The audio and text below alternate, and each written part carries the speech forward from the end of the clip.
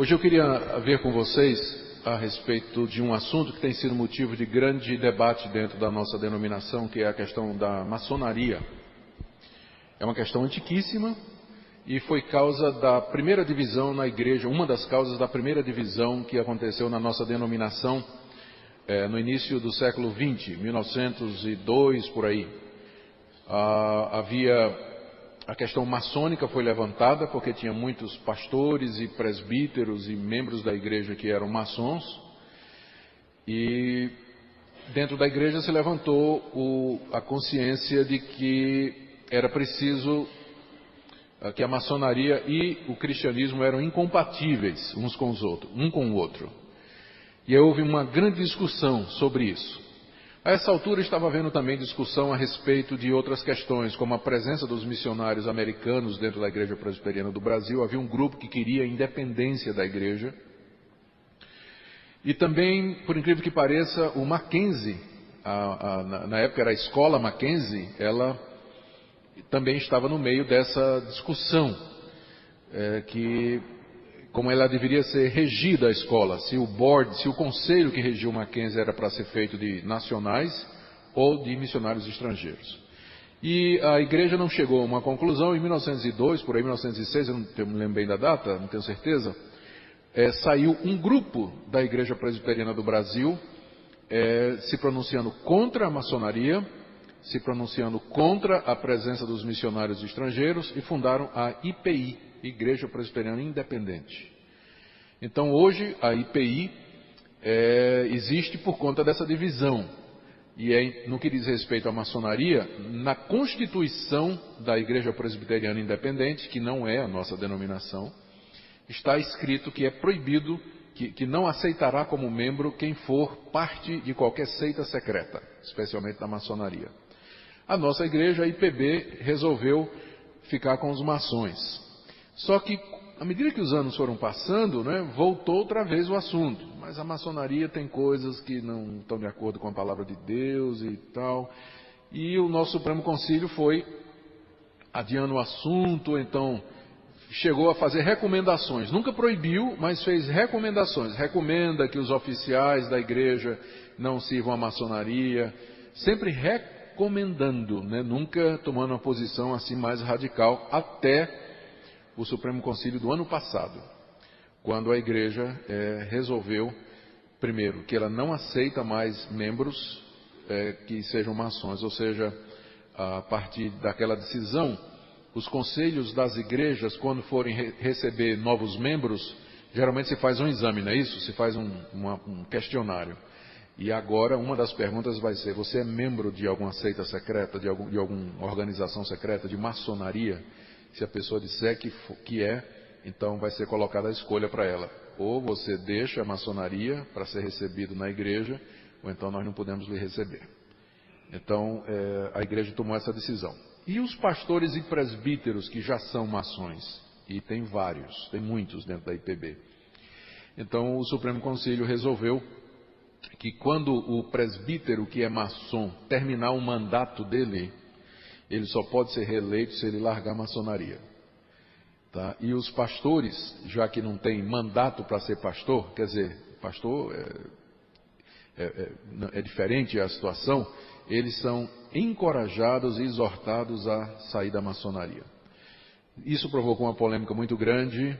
Inclusive um dos pastores da nossa igreja, o reverendo Hernandes Dias Lopes, que é muito conhecido no nosso meio, um dos grandes pregadores da nossa igreja, está sendo processado na justiça por um maçom, porque escreveu há alguns anos passados material a respeito desse assunto. Eu posso até ser processado também, por esse estudo aqui. E os maçons, alguns ameaçaram entrar na justiça. A coisa está feia, Tem um grupo de pastores e presbíteros que são maçons dentro da nossa igreja, que estão... alguns se converteram, como o caso daquele pastor que eu contei, mas outros estão assim bem chateados com tudo isso. E eu sei que não é um problema, eu não conheço ninguém maçom aqui na igreja de Santo Amaro, certo? Então, mas como é um problema que afeta a nossa denominação, eu entendo que seria interessante trazer algum esclarecimento, aproveitando a nossa classe, já que é uma classe de atualização, discussão desses assuntos, para que a gente possa compreender. O assunto não é fácil, é um assunto tremendamente discutido. Os maçons dizem que porque a maçonaria é secreta, quem é de fora não sabe o que é que está dentro, como é que acontece.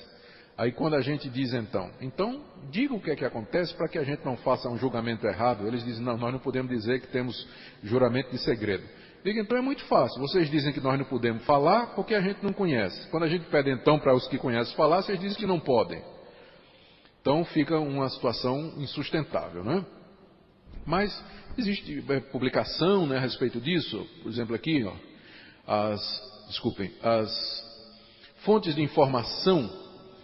Aqui nós vamos fazer uma análise teológica de algumas crenças e práticas da maçonaria. E de onde é que nós tiramos as nossas informações, já que os maçons geralmente não falam. E quando um ex-maçom fala, aí os maçons dizem, o testemunho dele não vale, porque ele saiu da maçonaria exatamente porque é um maçom ruim. Então o testemunho dele não serve. Então, né, onde é que a gente vai pegar informação sobre a maçonaria? Bom, primeiro a gente analisa, eu considerei a própria Bíblia, os símbolos de fé da nossa igreja e as posições de outras denominações presbiterianas sobre o assunto e escritos de membros da maçonaria.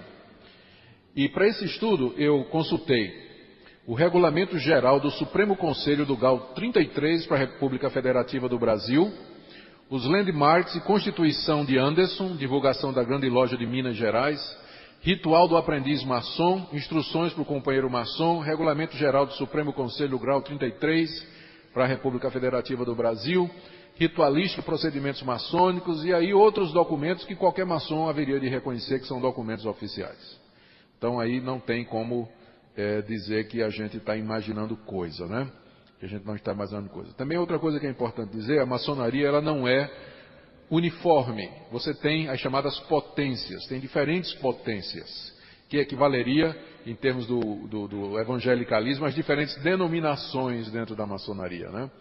Então essas potências seguem rituais diferentes às vezes, mas todas elas se apegam ao chamado landmark, seria a Bíblia deles, não é? Que eles têm em comum. Então, esse material, embora ele reflita a diversidade da maçonaria, mas muita coisa tem em comum, e a gente pode fazer quase que um estudo em bloco a respeito desse assunto. Muito bem.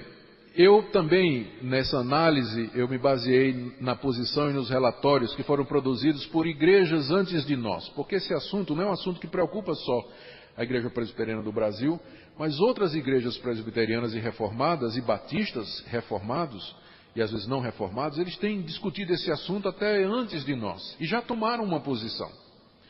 Então eu também peguei essas posições e essas análises para a gente ter uma coisa firme. Bom, a posição de outras denominações. Muitas denominações já examinaram o assunto e têm uma posição firmada. Elas levantam muitas preocupações relativas à maçonaria. Algumas dessas denominações concluíram que a maçonaria é totalmente incompatível com a membresia das igrejas. Para vocês terem uma ideia, aqui vamos ver algumas posições tomadas por igrejas irmãs. A Reformed Presbyterian Church, a Igreja Presbiteriana Reformada Assino do Evangelho, baseados em 2 Coríntios 6, 14 e 18, que diz, não vos ponhais em julgo desigual com os incrédulos, e outros textos tratando da separação de crentes e incrédulos. Todos os membros dessa denominação foram aconselhados a se separar de qualquer união com sociedades que exigem vinculação por juramento. Então, ela não tomou assim uma decisão, é proibido ser maçom, mas ela aconselhou os membros a se separarem completamente dessas sociedades secretas como maçonaria e outras, por causa que isso exige uma vinculação por juramento. E aí determinou também que as igrejas e os pastores instruíssem os seus membros, que eu acho que é uma coisa que falta muito aqui na nossa igreja, um tipo de estudo aberto como esse, né, a respeito dessa questão, com oportunidade de perguntas e respostas e tudo mais. A discussão acontece muito nos concílios, mas às vezes não chega lá nos membros da igreja. A Igreja Metodista Britânica, ela falou sobre o comprometimento maçônico como um perigo para qualquer cristão envolvido na maçonaria e aconselhou seus membros a não se tornarem maçom e encorajam aqueles que são a estudar o relatório e reconsiderar sua união àquela organização. Você vê aqui os metodistas nos Estados Unidos, eles também, aliás, na Inglaterra, eles também têm uma posição contrária à maçonaria e recomenda, né, os membros, orienta os membros a que se afastem das práticas maçônicas. A Igreja Cristã Reformada, que é uma igreja de origem holandesa, mas já está nos Estados Unidos há muito tempo, ela afirma em seus relatórios que a maçonaria nega a trindade e a divindade de Cristo, é universalista quanto à sua perspectiva de salvação. A maçonaria nega a expiação vicária de Cristo, ensina a salvação pelas boas obras. A maçonaria vê a Bíblia somente como uma entre muitas fontes de verdade sobre Deus. Vê as raízes da maçonaria na filosofia de Platão, na teologia do gnosticismo. E diz que a maçonaria pede um comprometimento com a religião que não é cristã e é anticristã. E aí ela conclui, portanto, que não se pode ser membro da maçonaria e ao mesmo tempo membro da Igreja de Jesus Cristo. E aí diz que a todos os maçons devem ser-lhes negada a membresia na igreja. E todos os que se unem à maçonaria enquanto membros da igreja devem ser excluídos das igrejas locais se não se retirarem daquela sociedade. Então essa daí tomou uma posição radical, né? Firme, né? Dizendo que quem é membro da maçonaria não pode ser membro da nossa igreja. E se alguém, enquanto membro da igreja, se tornar um maçom, tem que ser colocado para fora. Então é uma igreja que, essa daí, pegou firme. A igreja luterana do Sino do Missouri, depois de estudar a maçonaria, apelou para pastores e leigos e que evitem membresia ou participação em qualquer organização maçônica. E aí vem a recomendação, não é? E diz aqui, ó, que nem a Santa Ceia, nem a membresia da igreja é para ser oferecida a qualquer que, após instrução, se recusa a cortar sua afiliação com a maçonaria. Aqui a posição deles é um pouco mais branda, mas é firme também. Se tem uma pessoa que é maçom, então a pessoa deve ser instruída, orientada na palavra de Deus, os perigos da maçonaria. E se depois disso a pessoa não quiser voluntariamente sair da maçonaria, então eles cortam a pessoa do hall de membros, né? A OPC, que é a Igreja Ortodoxa Presbiteriana, a visão deles está resumida num panfleto chamado Cristo ou a Loja. Para quem não está familiarizado com a linguagem maçônica, loja é o templo maçônico, é onde eles têm as suas reuniões, né? E o cara que transmite as informações de dentro da maçonaria é chamado de goteira. Os maçons são chamados de bodes às vezes, né? Chamados de bodes, porque gostam de se vestir de preto. Não quer dizer nada que eu estou de preto aqui hoje. Chamam-se de irmãos. Às vezes tem sinais secretos, né? Símbolos secretos e linguagem secreta que identificam os maçons. Eu me lembro que uma vez eu fui falar no Rio de Janeiro, numa convenção batista. E eu estava lendo um livro dessa grossura, de um presbiteriano, a maçonaria e o evangelho, uma parceria que deu certo. Então esse presbítero, que é maçom, grau 33, ele defende a maçonaria dentro da igreja, né? E eu estava com o livro dele embaixo do braço, e cheguei lá para falar lá nos batistas, e aí um pastor batista chegou, me viu com o livro embaixo do braço, né? E disse, você conhece o autor? Eu disse, conheço, é um amigo meu. Aí ele olhou para mim e disse, sois? Né? Já era a linguagem, né? E minha resposta devia ter sido alguma coisa mais ou menos assim, assim me consideram os meus amigos. É a frasezinha secreta, né? Eu não me lembrava da frase, não. Aí ele viu que eu não era que eu era um profano, né? Como eles chamam os não iniciados, né? São os profanos. Né? Ele viu que eu era um profano, aí disfarçou. Mas o sois, né, é a pergunta que se faz. E eles têm o famoso aperto de mão, né, que nenhum maçom até hoje me diz como é, e outros sinais, a ponto de que eu tenho um amigo que é maçom, quando a gente entra no ambiente, ele diz e ele se apresenta no ambiente, e ele faz algum tipo de sinal, que aí quem for maçom ali, ele já vê na hora o tipo de sinal que a pessoa faz, que ele já identifica quem são as pessoas e tudo mais. Não sei quanto isso é verdade. Ele pode ser um goteira, né? Um cara que está transmitindo a goteiragem, a informação de dentro. Bom, aqui a Igreja Presbiteriana, ela declarou a incompatibilidade entre o cristianismo e a loja maçônica, mas não examinou quais seriam as implicações da dupla membresia. Disse que é incompatível, mas não chegou a passar uma norma, né, dizendo que quem for tem que ser excluído da comunidade. A Igreja Presbiteriana da América, ela recomenda a todos os cristãos que são maçons a que reconsiderem sua afiliação à loja e que abandonem. A Convenção Batista do Sul dos Estados Unidos, que é a maior denominação evangélica nos Estados Unidos, declara inicialmente que existe incompatibilidade entre o cristianismo e a maçonaria, listando mais de 10 pontos, dizendo incompatível aqui, aqui, aqui, aqui. Só que no final, na conclusão, declara que é uma questão de consciência de cada um ser maçom ou não. Bom, mas se é incompatível, se diz que é incompatível com a Bíblia, como é que deixa para a consciência de cada um resolver se ele vai ser maçom ou não, né? É uma incoerência, não sei se é porque, certamente não é porque são batistas, evidentemente, né? Mas é uma incoerência dos irmãos lá, porque se é incompatível, né? Se é incompatível, vai deixar um cristão viver na incompatibilidade sem fazer nada, né? Não sei.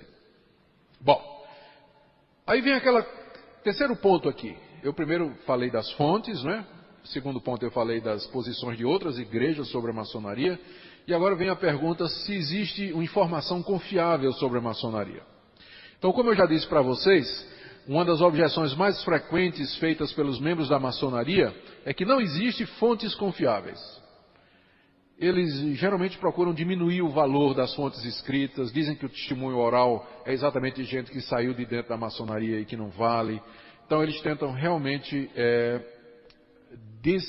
desautorizar as fontes que são usadas.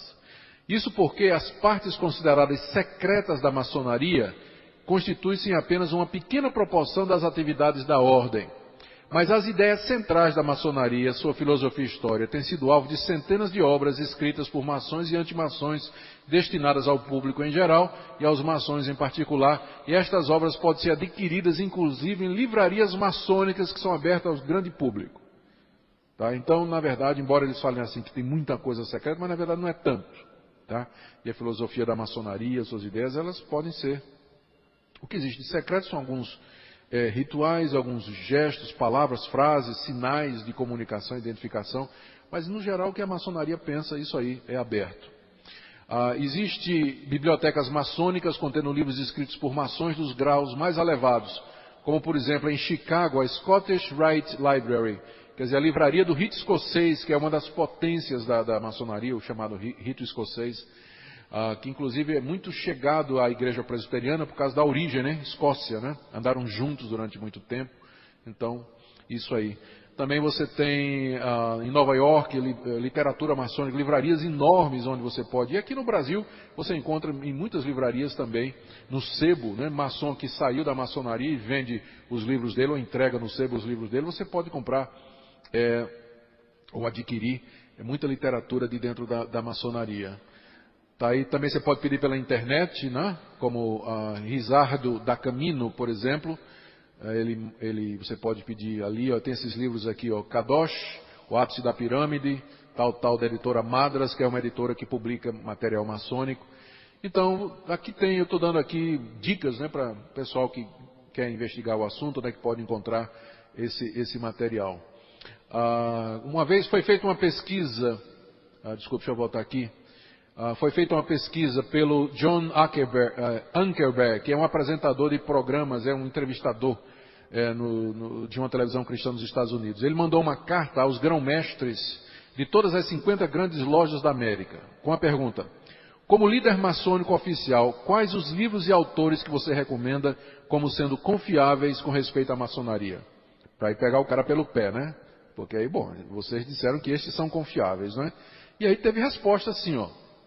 25 lojas responderam: a Enciclopédia Maçônica do Coyles, Os Construtores de Newton e a Enciclopédia da Maçonaria de Mackay, que são 3 obras clássicas que representam bem o pensamento maçônico, né? Então, existe informação.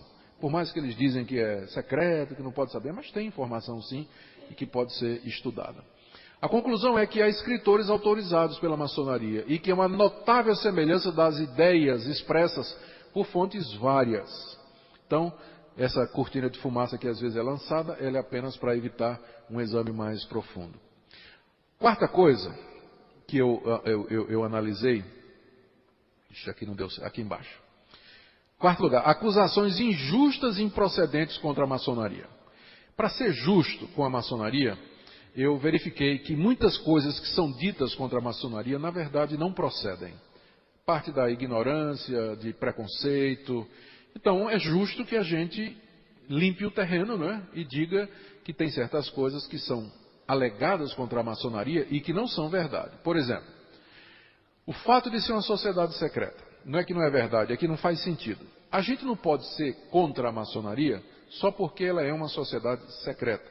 Na própria igreja, a reunião do conselho é secreto. Ninguém pode entrar na reunião do conselho, a não ser que o conselho convide. Aliás, é a única reunião dentro da IPB que é secreta. Aliás, eu, como pastor, presidente do conselho, sempre digo aos meus presbíteros, o que está sendo dito aqui não pode ser dito nem para a esposa. Tá? Porque ali nós tratamos da vida das pessoas, tratamos de problemas, às vezes, íntimos da vida das pessoas, problemas que nos chegam. Então imagine se os membros do conselho começarem a conversar para a esposa e a esposa liga para alguém, olha, estou pedindo oração para o Zefinha, que está passando tal. Aí Zefinha, aí Maria já vai ligar para a Joana e dizer, olha, a esposa do prefeito tal está pedindo oração para o Zefinha, daqui a pouco tem uma corrente de oração na igreja para o Zefinha. E o problema dela, a igreja toda já sabe. Então nós temos reunião secreta também. Então não é porque é uma sociedade secreta, porque às vezes o sigilo, não tem nada demais com o sigilo, né? Então nós não vamos usar esse tipo de argumentação. Sou contra a maçonaria porque é uma sociedade secreta. Bom, aí teríamos que ser contra também a nossa própria igreja. Também a questão de fazer juramentos. Tem muita gente que diz que é contra a maçonaria porque o maçom, a pessoa para ser iniciada na maçonaria, ela tem que fazer juramento de lealdade, de segredo e uma série de outras coisas. Bom, a nossa confissão de fé, ela fala que existem juramentos que podem ser feitos. Então, o ato de você fazer um voto, empenhar sua palavra, fazer um juramento, que a Bíblia chama de juramento legal, em si não seria problema. Ainda agora, meu filho fez 18 anos, está fazendo 18 anos esse ano. Ele se apresentou ao serviço militar, foi dispensado, e aí teve que ir lá ao quartel para jurar a bandeira. É uma cerimônia que os reservistas, o pessoal que é dispensado, vai lá e jura a bandeira. É um juramento que é exigido pelo nosso país. Eu sei que Testemunho de Jeová não gosta de fazer isso, né? Mas o cristão, porque respeita as autoridades constituídas, faz o juramento de patriotismo. Não tem problema nenhum com isso. Ele não vê dificuldade com isso. Então não é porque tem juramento na maçonaria que nós vamos ser contra ela. Não é por conta disso, né? Não é por conta disso. É claro que se o juramento for por uma coisa ilícita, aí sim, aí já é outra coisa, tá? Mas um juramento de manter segredo sobre isso, aí não deveria haver. Isso aí é improcedente. Também alguns dizem que são contra a maçonaria por causa do caráter frívolo e leviano das cerimônias, rituais e objetos usados. Então, os goteiras, né, o pessoal que foi maçom e que agora revela os segredos, eles dizem que tem umas coisas, eles se vestem de avental, tem toda uma paramentação, tem espada, tem rituais curiosos, né, de atravessar determinadas portas, e tem umas coisas lá que parecem bobagem, né? Como é que gente adulta, grande, já de bigode, barba, barriguda, fazendo aquelas coisas lá, tal, é um negócio estranho, é um negócio bobo de criança, né? Então eles acham que isso aí é bobagem. Bom, esse tipo de crítica é subjetiva, pois o que pode parecer para alguns pode ser revestido de sentido altamente simbólico. Então é um tipo de crítica que eu acho que não vale a pena ser feito. Outros dizem que a maçonaria é machista e elitista. Eles não têm negros, afrodescendentes e mulheres como membros.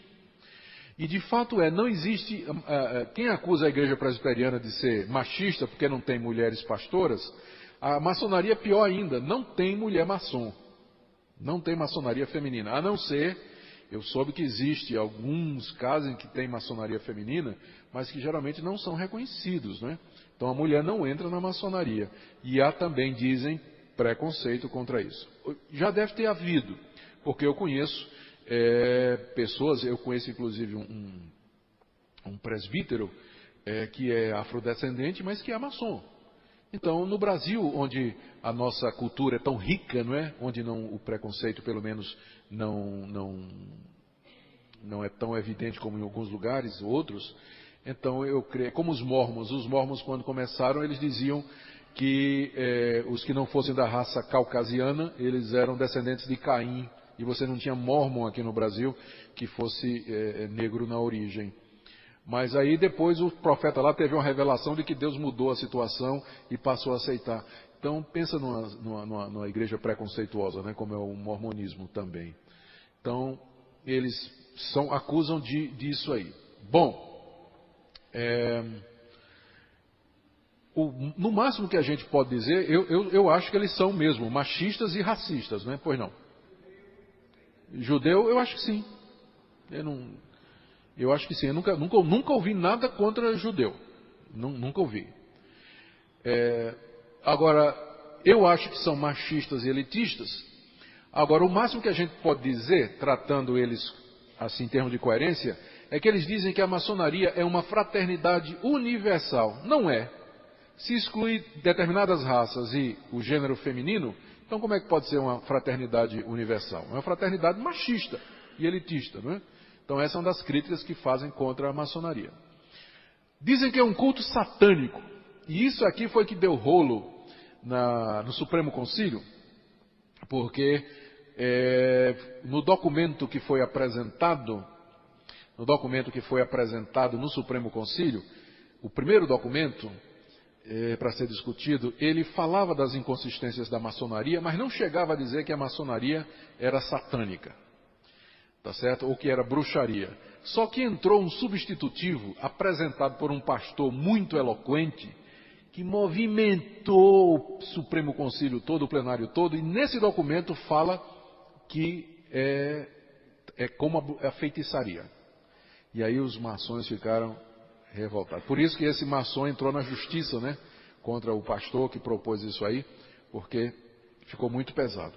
Veja só, alguns consideram a maçonaria como um ritual satânico e que o Gadu ali invocado é na realidade Satanás. Gadu é o deus da maçonaria, mas ele significa o grande arquiteto do universo. Grande arquiteto do universo. Então esse nome, grande arquiteto do universo, ele foi escolhido de tal maneira que as pessoas de qualquer religião podem invocar o Gadu. Porque quer que ele seja Alá, que ele seja o Deus dos cristãos, o Deus dos judeus, ou o Deus hindu, mas toda a divindade é vista como sendo a construtora do universo. Então eles pegaram uma definição muito vaga de Deus, e onde você pode, se você, por exemplo, é cristão e é maçom, você entende que Gadu é o Deus da Bíblia, né? Se você é um muçulmano, você entende que Gadu é Alá. Então eles chamam de Gadu. Só que o pessoal diz que esse Gadu é um demônio, né? Eles dizem que é um falso Deus, é um Deus da maçonaria. Recentemente, eu devia ter trazido essa informação, saiu um relatório a respeito das divindades que existem no Brasil, e pela primeira vez, nesse relatório, apareceu Gadu como sendo uma divindade. Os maçons, naturalmente, não aceitam, porque eles dizem que maçonaria não é religião. É a maior discussão deles, é dizer que a maçonaria não é uma religião. É uma comunhão, é uma fraternidade que tem fins sociais, filantrópicos, mas não é religião. E o pessoal diz, mas como não é religião? Tem um Deus, Gadu, tem um livro que é colocado em cima de um altar e que é lido durante todas as sessões, que é chamado o Livro da Lei. E no caso do Brasil, esse livro da lei é a Bíblia, mas se for maçonaria lá no Islã é o Alcorão. Tem um sistema de salvação, tem rituais, tem juramentos, tem oração, como não é uma religião? Então a grande briga é essa. Os maçons dizem que não é religião, dizem que tem aspectos religiosos, mas não é uma religião. E aí os inimigos dizem, mas é claro que é uma religião, por isso que é incompatível com o cristianismo. O cristão não pode ter duas religiões, não é? Ou ele é cristão ou ele não é. Não pode orar a Gadu e ao Deus de Jesus Cristo. Então, vai por aí.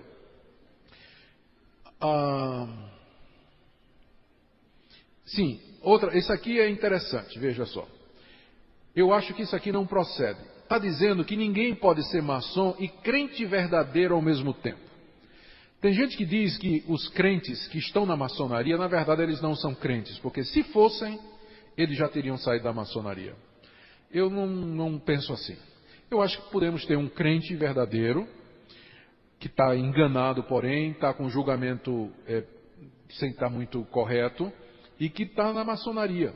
Ele está errado, mas não significa que porque ele é maçom, que ele é um descrente, necessariamente. Eu não creio nisso. Eu conheço gente crente, pelo menos parece ser crente, e que foi maçom ou que é maçom. Ainda ontem estava conversando com um, que diz que entrou na maçonaria com 25 anos de idade, é um dos crentes mais firmes que eu conheço, porque tinha um pastor de uma igreja que era maçom e o iniciou na maçonaria, né?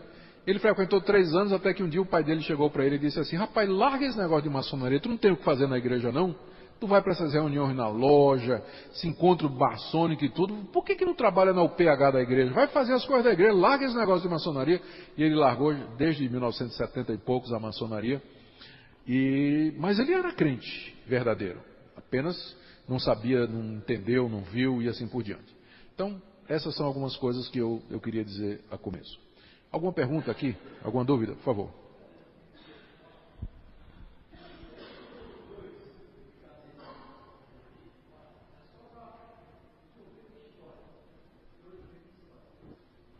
Muito obrigado, pastor.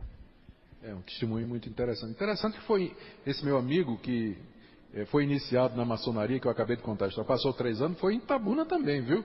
Vai ver que lá tem um celeiro de gente que está cooptando os preterianos para ser maçom. Temos aqui também.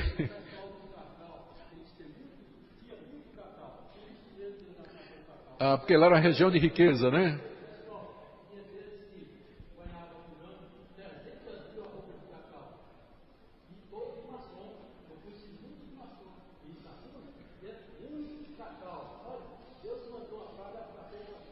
É a vassoura de bruxa, não é isso? É. Uma das provas que é uma religião é que as pessoas aqui na tela, as pessoas que gostam, são justamente as pessoas que não querem nada a ver com religião em termos de cristianismo.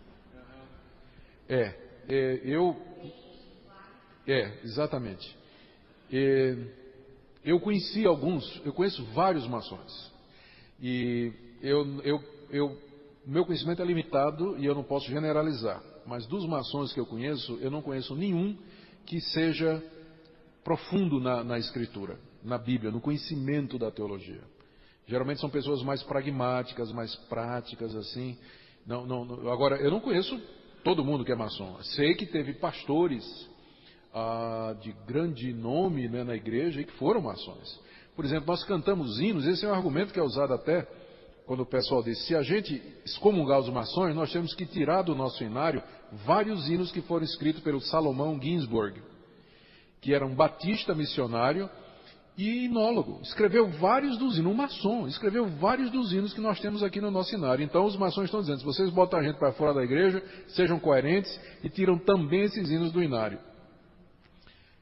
Eu acho que não deve tirar, né? Porque se Deus usou até uma queixada... Bom, deixa para lá. Ainda no ponto ali do culto satânico e com relação a Gadu, eu já ouvi um argumento, eu li um livro uma vez, chamava Maçonaria, O Outro Lado da Luz, muito famoso, por sinal, que dizia que o argumento de que era um culto satânico era justamente porque o grande arquiteto do universo, ou seja, de que esse termo seria uma blasfêmia em si mesmo, pelo fato de que assume-se que Deus era o arquiteto do universo e não o criador do universo, ou seja, assume-se que existia uma obra prévia e que Deus trabalhou nessa obra. Né? Eu queria saber se isso procede.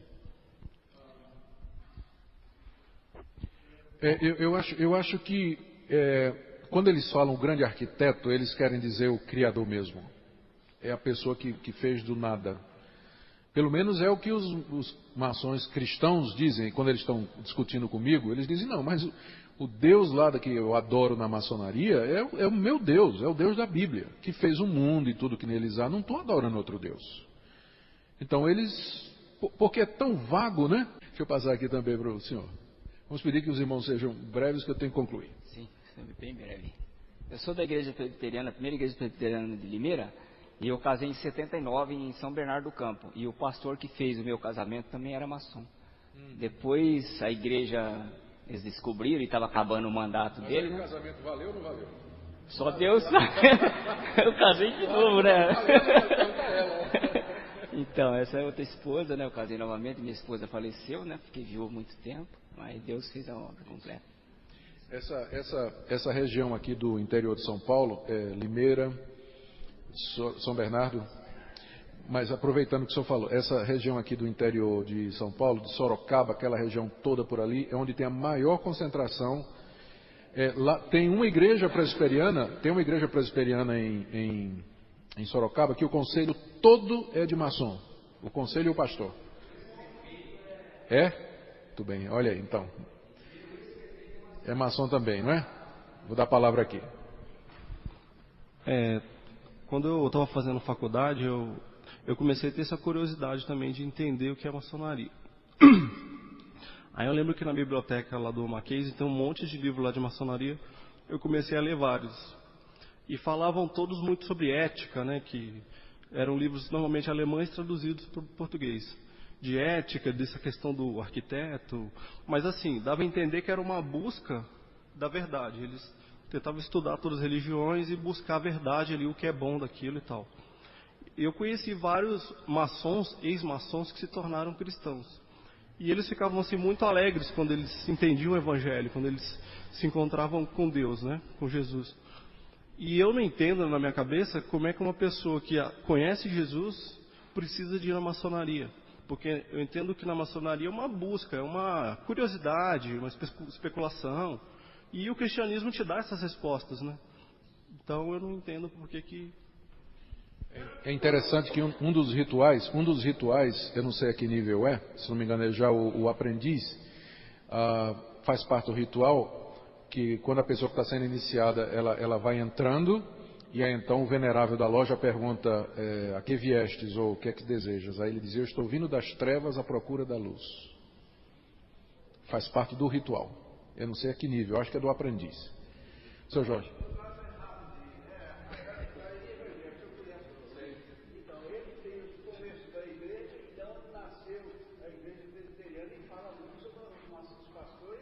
Tem um livro do Boanerges Ribeiro, que documenta a questão maçônica e a igreja presbiteriana também.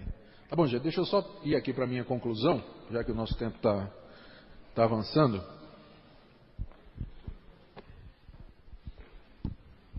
Agora eu não sei se é igreja ou Leandro, deve ser igreja. Ih! Qual é a senha? É a senha mais secreta que existe no mundo. É maçônica. Senha maçônica. Gente, deixa eu pular aqui. A questão toda é essa. A maçonaria é uma ordem religiosa? Porque se for uma religião, é óbvio que é incompatível, né? Um cristão não pode ter duas religiões. Os maçons dizem que não. Não é religião coisíssima nenhuma. Outras pessoas dizem que sim. Bom, as evidências externas de que a maçonaria tem um caráter religioso inegável. Veja só.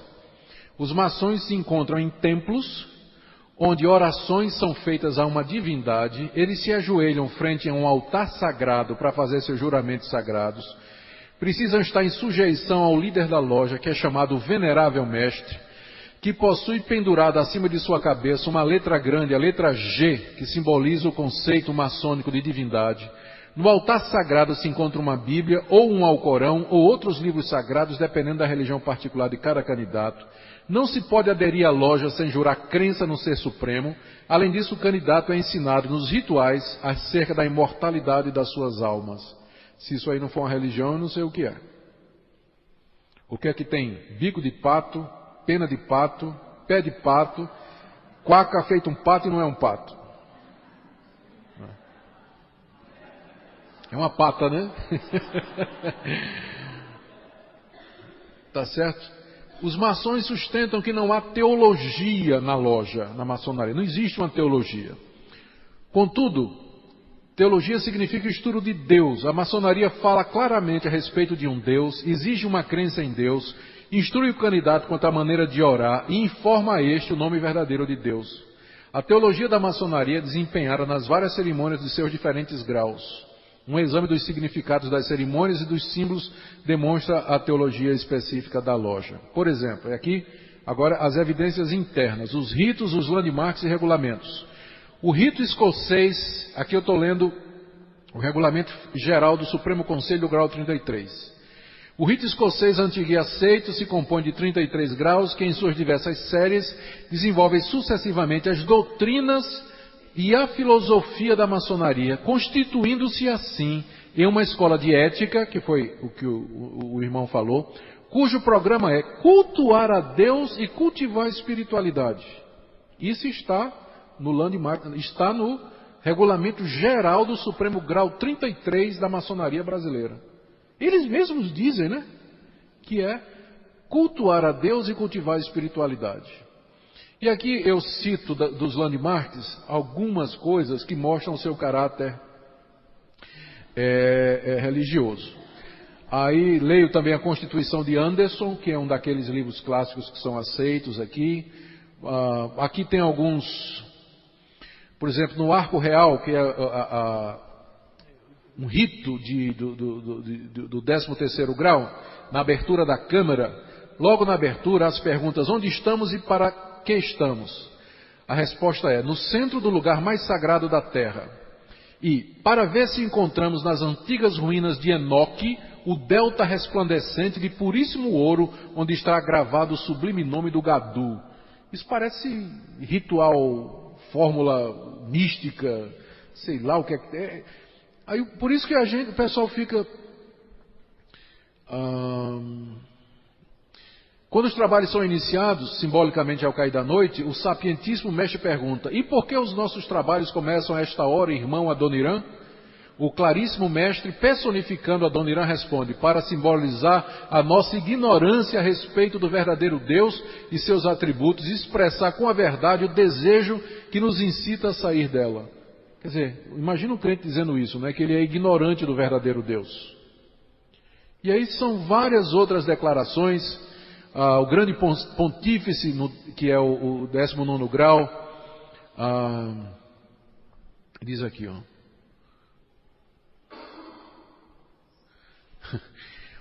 Três vezes o poderoso mestre é informado que batem à porta do conselho. Quem é o temerário que pretende adentrar esta câmara, cujo fulgor divino cega o que se atreve a suportar sua luz?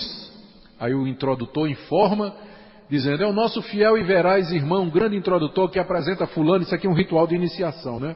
Que apresenta fulano que esteve sepultado nas trevas do obscurantismo. Imagina um cristão passando por um ritual desse, né? Quer dizer... E por aí vai. São várias, eu peguei declarações de autoridades maçônicas dizendo que é religião mesmo. São várias outros materiais maçônicos que falam também, meu tempo não dá. O que é que a maçonaria ensina? A origem dela está o conceito de Deus. Abaixo uma transcrição do ritual do 13º grau. Quem é, dizem, o Deus dos judeus? Aí resposta da maçonaria: a personificação do poder e da energia. O Deus dos judeus é o mesmo Deus nosso, né? Um faraó a quem só apieda a súplica e lança raios ao que desobedece. É o Deus católico? Um sublime senhor, aí vai, que se ofende até do pensamento e tem por vicário o Papa, personagem. Quer dizer, ele mistura todos os deuses imagináveis debaixo daquela figura de Gadu, não é? Só para vocês terem uma ideia. E dos quakres, fala dos Vedas, de Platão, Jesus, Paulo, Orígenes. Nenhum desses é o Deus, veja só, nenhum desses é o Deus verdadeiro.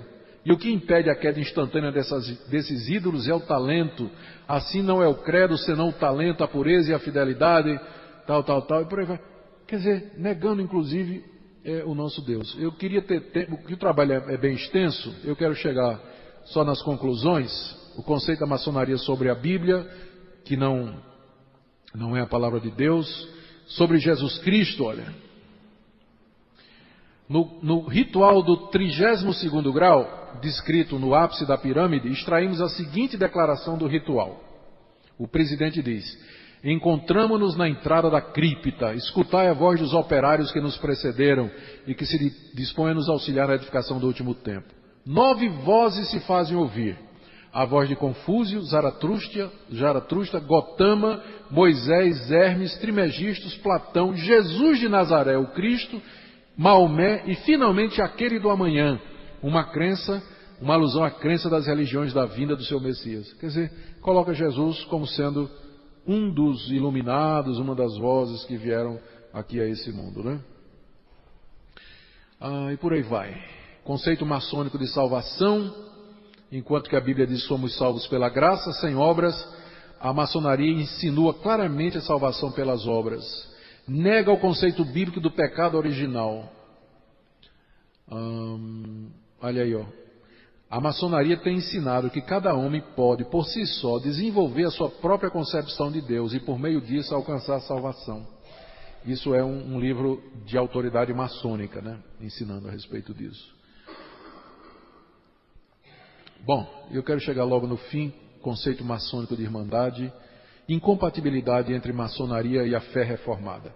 Por que é incompatível, nós dizemos? Primeiro, porque o que ele ensina é incompatível com as escrituras, com a Bíblia que nós adotamos. Segundo, é incompatível com os símbolos de fé da nossa igreja, que interpretam esse. Por exemplo, no capítulo 21 da nossa confissão, que fala do culto religioso de domingo, diz que há um Deus que tem domínio sobre todas as coisas e que deve ser temido, amado, louvado, invocado, crido e servido de todo o coração. Mas o modo aceitável de adorar o verdadeiro Deus é instituído por Ele. Quer dizer, o Deus verdadeiro só aceita ser adorado na maneira como Ele se revelou a nós na Bíblia. Qualquer outra forma de adoração deve ser rejeitada. Por isso que nós não podemos aceitar esses rituais e estas coisas que tem lá na maçonaria. Também é incompatível a questão do voto, quando o voto não é feito. Aí sim, os juramentos que eles fazem lá, que aí não são legítimos. Incompatibilidade com o cristianismo, aqui ó, resumindo. O cristianismo reivindica possuir um único livro verdadeiro, a Bíblia. A maçonaria coloca esse livro em pé de igualdade com os demais livros sagrados de outras religiões. O cristianismo reivindica ser baseado no único Deus verdadeiro, o Deus da Bíblia, e denuncia todos os demais deuses como sendo ídolos.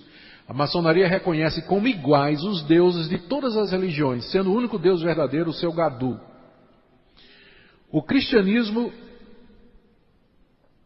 foi demais.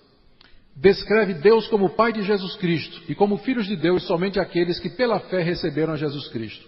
O Deus da maçonaria é o Pai universal de toda a humanidade. O cristianismo defende que somente o culto a Deus, conforme Ele mesmo revelou nas Escrituras, é culto agradável e aceitável a Ele. A maçonaria considera todo culto absolutista, inclusive o culto cristão, fruto das trevas da ignorância, das quais somente ela pode libertar. O cristianismo reconhece apenas um Salvador, Jesus Cristo, o único mediador entre Deus e os homens. A maçonaria coloca todos os salvadores das religiões no mesmo nível. Diga, Dudu.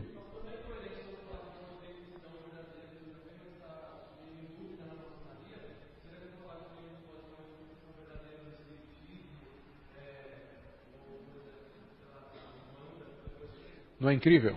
Eu não sei como isso acontece, mas eu conheço gente crente de verdade que é maçom. Não sei o que é que ele faz na cabeça.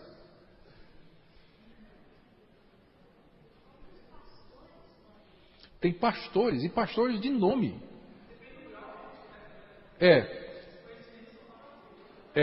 Também tem isso aí. Tá goteirando aí, viu, meu irmão?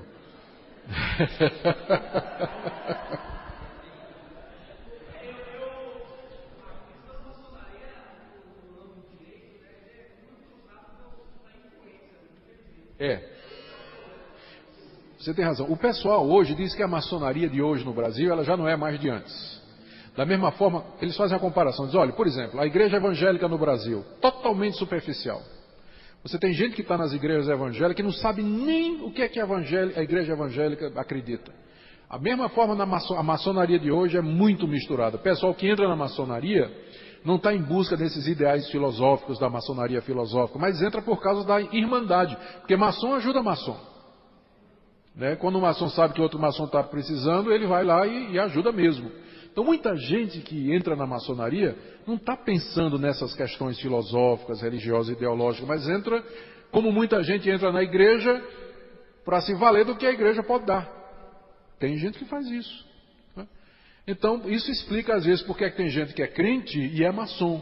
É que esse pessoal nunca entendeu, ou nunca entendeu o evangelho, ou nunca entendeu a maçonaria. Mas é isso aí que ela ensina. Por favor.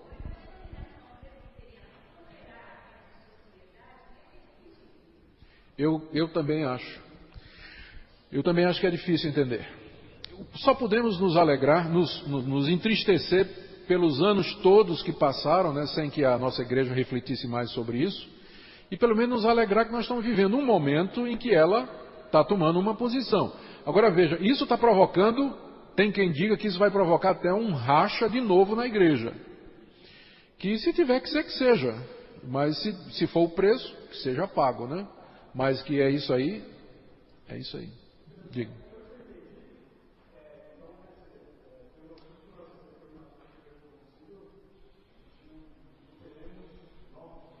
Não.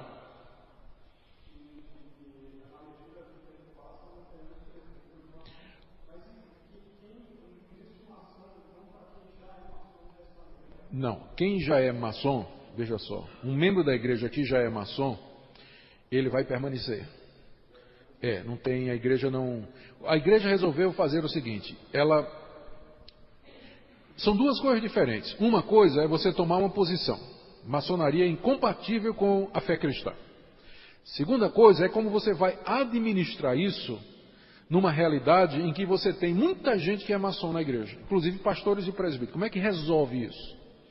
É um drama similar aos missionários que chegaram na África, onde havia tribos poligâmicas, quer dizer, o homem tinha 3, 4 mulheres. Esse homem se convertia, e agora? Quando era canibal, era mais fácil, né? Ele almoçava 3 e ficava com uma. Mas quando não era canibal, o homem se converteu a Jesus. Ele se converteu a Jesus. Tem 4 esposas. A Bíblia ensina monogamia. É um homem e uma mulher. O que ele vai fazer? Como é que ele resolve esse problema? A solução dos missionários foi o seguinte: quem se converteu e já tem 3 mulheres, vai ter que cuidar da família até o fim. Só que as novas gerações, quer dizer, só casa agora no sistema monogâmico. Então, quer dizer, leva uma geração inteira para resolver o problema. Depois de 40 anos, 30 anos, resolveu o problema. Porque é uma fase de transição. Então, a nossa igreja entendeu que a melhor coisa é fazer essa transição sem trauma. Quer dizer, mas daqui a 30 anos, porque você não encontra quase nenhum jovem da igreja hoje que seja maçom. É geralmente o pessoal mais antigo, pastores antigos, presbíteros antigos que ainda são. Então, mais 30 anos, eles vão para a loja celestial lá em cima, se forem, né? Porque não está entrando novo. Então, com menos de uma geração, a igreja resolve o problema.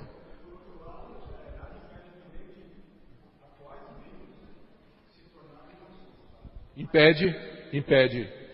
Quem é membro, impede. A igreja não aceita que novos membros se tornem... Não pode. A determinação, a proibição é receber gente que seja maçom, aceitar que algum membro da igreja se torne maçom e recomendar a quem já é maçom e que está dentro da igreja a que abandone.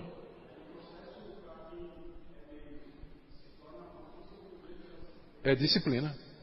Só que agora nós estamos enfrentando um problema porque nós temos que colocar isso na Constituição da igreja, senão pode ser alegado que é inconstitucional.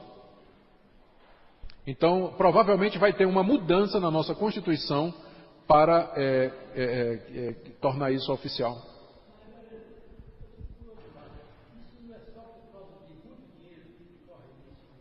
Se eles são maçons porque corre muito dinheiro?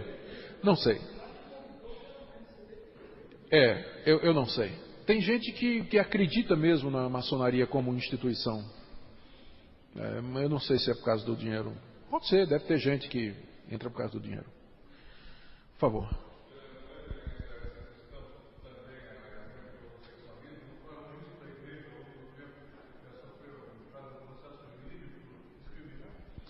A igreja está sujeita a ser processada se passar essa lei, chamada lei da homofobia, né? Está sujeita a ser processada. Mas eu acho que essa lei, mesmo que ela passe, ela é inconstitucional. A nossa igreja vai entrar na justiça, com um ADIM, vai entrar com um monte de ações. Nós temos muitos presbiterianos que são bons advogados, temos deputados, juízes, muitos temos. E nós vamos entrar. Tem um juiz muito famoso lá de Belo Horizonte que faz parte do conselho deliberativo do Mackenzie. Ainda ontem nós tínhamos uma reunião, ele estava lá, o Dr. Zé do Carmo. Sou extremamente competente. Lembra quando a nossa igreja teve o problema que o governo reformulou o estatuto das associações civis e queria enquadrar as igrejas, e a ponto de que a igreja seria transformada numa organização civil, qualquer pessoa pode ser membro, um monte de coisa. Ele foi um dos que apresentou a documentação e entrou lá no Senado com documentos e tudo, e que contribuiu para que Lula desistisse da ideia. Ele não deixou as igrejas em paz. Então nós não vamos nos render a esse movimento homossexual sem luta, não. Nós vamos brigar. Tá bom? Bem, gente, vou só terminar aqui. Conclusão. Essa análise trouxe as seguintes conclusões. Existem fontes maçônicas confiáveis, portanto, quando a gente fala, a gente tem fonte oficial. Esse negócio deles dizerem que é secreto é cortina de fumaça. Essas fontes nos informam que a maçonaria é de fato uma religião. É a minha conclusão. E como religião tem conceitos de Deus, da Bíblia, de Cristo, de salvação, da fraternidade dos homens, que estão em desarmonia com as Escrituras, os símbolos de fé da Igreja Presbiteriana e o cristianismo em geral. Esse documento aqui, ele serviu de base. Eu escrevi esse documento a pedido de uma comissão do Supremo Concílio que ficou de analisar essa questão. E ele serviu de base para a decisão do Supremo Concílio de 2006. Apesar de que o primeiro relatório, que foi apresentado com base no meu estudo, ele dava 60 dias para os maçons decidirem. Dava 60 dias para os maçons decidirem. Depois de 60 dias, era exclusão. Aí entrou um substitutivo que carregou mais na questão de dizer que era feitiçaria, que era bruxaria e tudo mais, mas só que nas decisões foi menos radical. Ele tomou essa decisão. Quem fica, mas não entra ninguém novo. E o Supremo Concílio aprovou essa última decisão. Certo? Então não peçam cópias disso aqui porque é secreto. Tá bom? Eu não posso divulgar. Mais alguma pergunta? Nós vamos terminar. Renan. Os conselhos têm que perguntar a todo novo membro se ele é maçom. Todo mundo que quer ser membro. Então, já que você é professor da classe de catecúmenos, já pega esse estudo eu dou para você. Você já pode desencaminhar quem for. Tá bom? Muito obrigado, gente. Vamos orar para terminar. Nosso Deus, dá-nos discernimento e sabedoria para separarmos o verdadeiro do falso. Orienta a nossa denominação nesse momento difícil, Senhor, em que ela luta para manter a sua pureza no meio de tantas dificuldades e tanta confusão. Abençoa os nossos líderes, ó Deus, que estão à frente desse processo. E oramos por aquelas pessoas, ó Deus, que talvez iludidas ou sem verdadeiro conhecimento, fazem parte de organizações desse tipo, que ensinam um outro Deus que não o Deus verdadeiro. Tenha misericórdia delas. Em nome de Jesus. Amém.